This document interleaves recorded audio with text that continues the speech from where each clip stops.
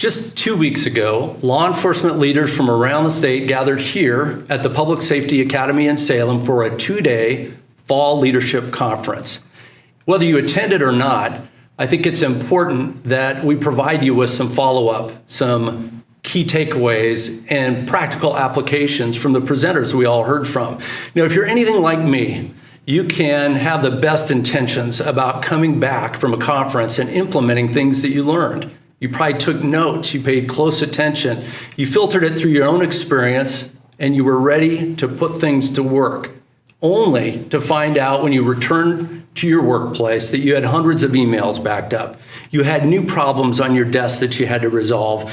And if you didn't do anything different in a couple months, you'd wake up and discover that you weren't able to implement any of the things you learned. So the purpose today, again, is to provide some key takeaways and some practical applications so that you might actually implement some of these things that you learned. Whether you attended the conference or not, we're hopeful that this will be helpful to you. Now, I want to take a moment. I want to thank our friends from Blue Bulletin, Kelsey and Ann, who are making this video blog possible. I greatly appreciate their partnership and their help with this. So let's move on to some key takeaways and some practical applications. Let's begin with Bob White, who, although was the last presenter of our conference, is the one I want to begin with. He spoke on emotional survival for law enforcement. It's the book that was written by Kevin Gilmartin. He spent some time talking about Stephen Covey's 4 quadrants of time management, or what I would rather call the 4 quadrants of life management. Let me take you through it really briefly. There are 4 boxes. The top left box are for those things that are urgent and they're also important. The top right-hand box are for things that are important, but they're not particularly urgent. The bottom left-hand box are for those things that are urgent, but they're not really that important. And then the bottom right-hand box are things that are neither urgent nor important. Now, what's important in terms of Bob White's presentation is he made it clear that if you do not spend time on things that are important but not urgent, these are things like planning, exercise, reflection. It's the kind of things that make you healthy. If you don't spend time there, eventually those same items become issues that become urgent and important. The example is the case where exercise, if you don't do it, if you're not healthy, may become a health issue that requires you to do something now. So his encouragement to conference participants was simply this: you need to spend time in that upper right-hand box in things that are important but not urgent. It's what he calls putting it in ink in your schedule so that you're ensuring that you're doing those things. Now, he acknowledged that people complain all the time. Well, I don't have enough time for that. And so he took us through a little exercise, and it was simply went like this. How many hours of sleep do you get a night? Well, if you're lucky and you really do well, let's say that's 8 hours. Well, how many hours do you work a day? And that, for many of you, could be 10 hours a day. Well, that's 18 hours of your life, but you have 24 hours a day. So that 6 hours that's left is that critical period of time. And he indicated there's no reason why you can't reclaim those 6 hours from those lower 2 boxes. The lower 2 boxes involve either waste and excess or distraction. And if you can shift some of those hours and move them back up to the important but not urgent, you're more likely to have a healthy life and a career that you can sustain over time. Clearly, the emphasis of the conference was wellness. That was a big theme of the conference.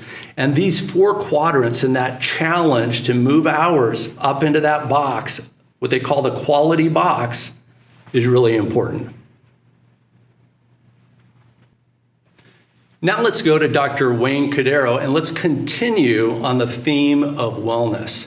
Now, as you know, Dr. CODEIRO had his own story of burnout, the result of not putting enough time in the quality box we just talked about regarding Bob White. As a result, he ended up with a nervous breakdown. he ended up having a heart attack. In other words, he's a cautionary tale, but he didn't leave us without some practical suggestions for how to be healthy for a career. Now, he's a pastor, but like law enforcement leaders, you live in a bubble. It's hard to have the kind of relationships and the kind of support you really need to be healthy over time. Let's take a look at what Wayne CODEIRO described as the importance of filling your tank. He wrote a book called Leading on Empty, and he made it clear that there are those things that fill our tank and those that drain our emotional tank. If you allow your tank to get depleted, that's when you start having issues like emotional breakdown. You start having nervous breakdowns, anxiety, and other negative health consequences. So he says it's really important for you to understand what are those things that fill your tank, your emotional tank, and what are those things that just empty you, that deplete you.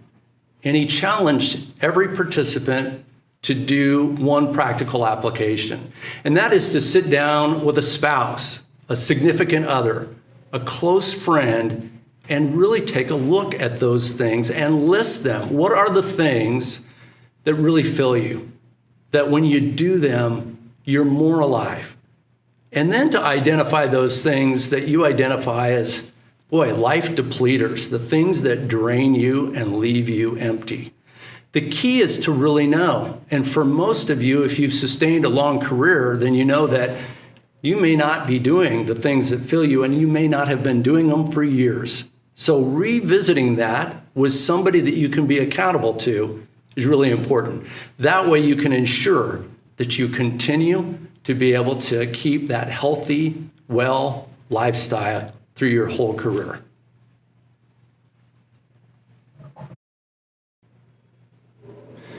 Now let's transition.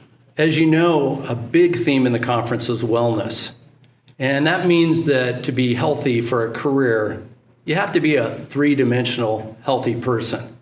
We're going to transition now to the second theme, which is how you interact now with others you come into contact with, because in law enforcement, both as a leader or an officer, you're coming into contact with people usually on one of their bad days. And so we had a couple presenters that challenged conference participants to look at those we serve a little bit differently. Let's start with BORZ, PAKSERESIT. He's the new Department of Human Services Director. The title of his presentation was Every Interaction, Every Time, Hope for Troubled Youth. And his theme was simply this. In his role as the Oregon Youth Authority Director, he had a chance to really look carefully at our juvenile justice system.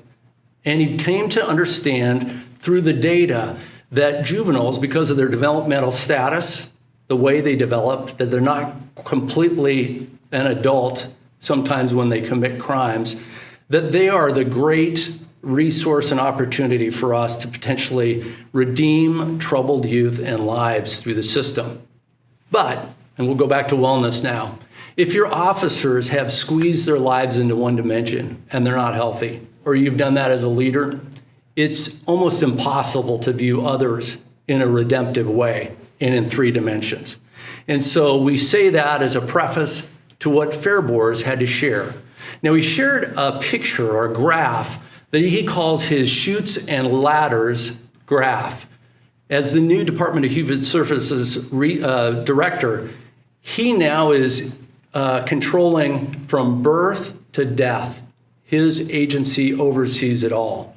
And he just acknowledged that this juvenile subset, that young person, if we can intersect some of the difficulties they face early, are really important. And where he brought together wellness for youth, wellness for officers and leaders, was this idea of trauma-informed care.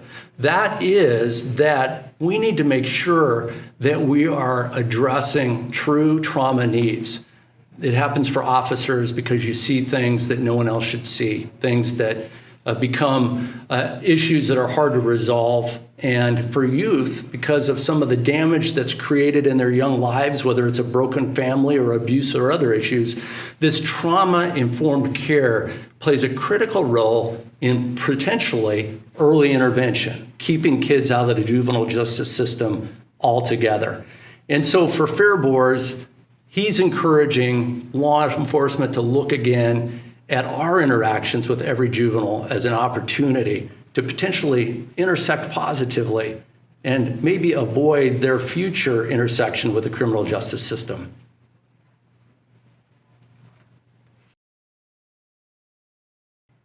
So let's finish with Chief JANIE SCHUTZ, who spoke on leading an uncommon life, leading a life with perseverance.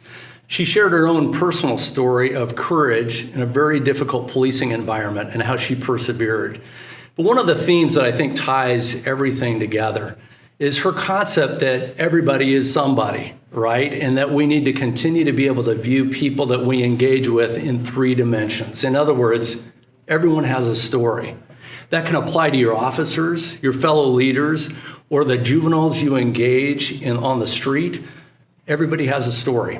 And so as JANIE spoke and shared her own story, we got a better 3-dimensional picture of her life.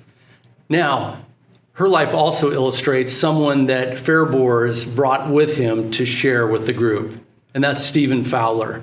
As you remember, Stephen Fowler is a young man who had spent 7 years in the Oregon Youth Authority. He was incarcerated. He had made bad decisions. There was victimization involved. But after 7 years upon his release and now looking at him and hearing from him, you understood the potential redemption of a life, reclaiming what is considered lost and then seeing it regained in somebody that is now leading a productive life.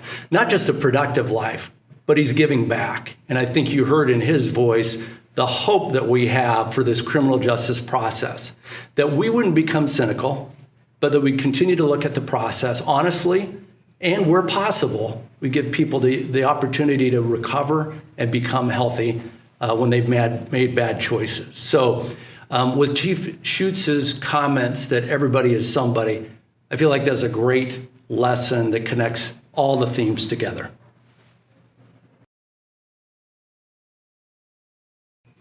This last week, the Minneapolis Star-Tribune published an article called "Oregon, We Police Our Own." It was an excellent article that illustrates just how good Oregon is at making sure that the officers that carry a badge and a gun in Oregon are entitled to do so. If we have officers that have committed crimes or done things that sacrifice their ability to be a good police officer, we remove their certification here in Oregon. That's really good news. Here's the not so good news. We're seeing more and more in our ethics bulletin, that's the listing of officers that are losing their certification, more and more officers and leaders that at about 10, 12, 14 years into their career, they make a choice that makes no sense. It involves drugs, money, sex, the kind of career destructive behavior.